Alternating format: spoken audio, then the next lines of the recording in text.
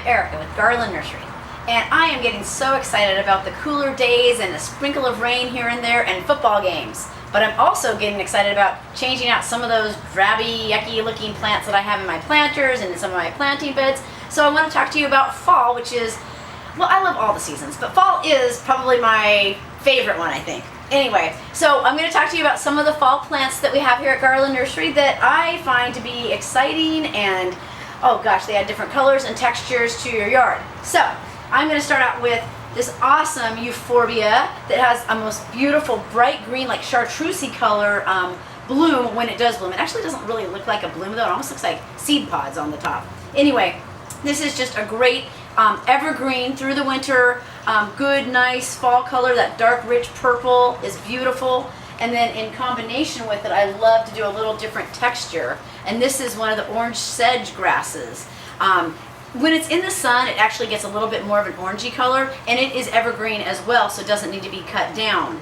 And I just think tucking something like this into an area where maybe your petunias or your marigolds or you had vegetables and you want to put something new in there, these are great options so that you have a really cool looking house through the fall and winter. Another great fall plant is obviously the rudbeckia. This is just a beautiful one with a little dusting of almost like a cinnamony color on top. Anyway, these are a great combination together, as you can see. So those are my perennial for the sun choices for fall, and then there are a couple others that bloom that are for shady sites. The anemone, this beautiful white anemone, is a gorgeous shade-loving perennial that's going to bloom all the way in through. I mean, I've had some of these blooming up until November.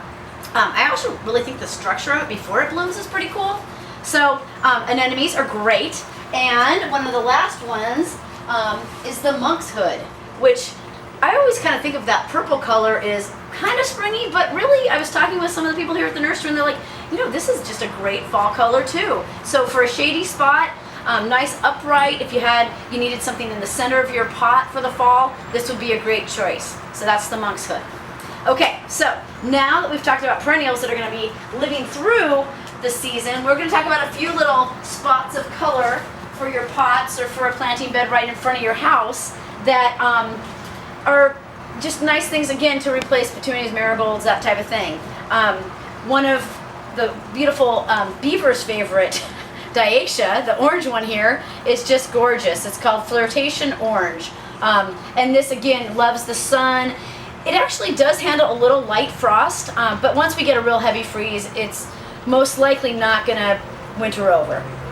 Again, also the calabrachoas. This one's Coral Berry Punch. This is everybody's favorite. I mean, we get it in, it goes out lickety-split. That dark center there with the yellow eye is a wonderful, gorgeous trailing accent in a planter that you need to spruce up for the fall. And then, of course, the ones that we've always liked and have used for lots of years are your flowering ornamental cabbages here. Also, in combination with the pansy, is a beautiful thing. Those dark purple stripes really show up nicely. This actually does make it through the winter very well. In fact, planting it over your bulbs is kind of a nice idea because it'll start to kind of peter out right about the time when your daffodils and your tulips are coming up and getting ready to bloom. So it's a great overlay plant. And then, you know, Strawflowers. These are such a beautiful fall color. That yellow is just gorgeous. And what I've found with these in planters, even when it frosts, the color still stays on there and you get these little ice crystals on the top that kind of are cool looking, almost like cake decorations. Of course, we talked about pansies. Violas are a good standby too, little Johnny jump ups. Anyway, I just get excited. I love to start cooling down a little bit, especially after the July that we had that was the hottest, I think, and the driest in something like 125 years. I don't know. Anyway, I'm ready for a little bit of rain, I'm ready for a little bit of football, and a little bit of fun fall color. Thank you.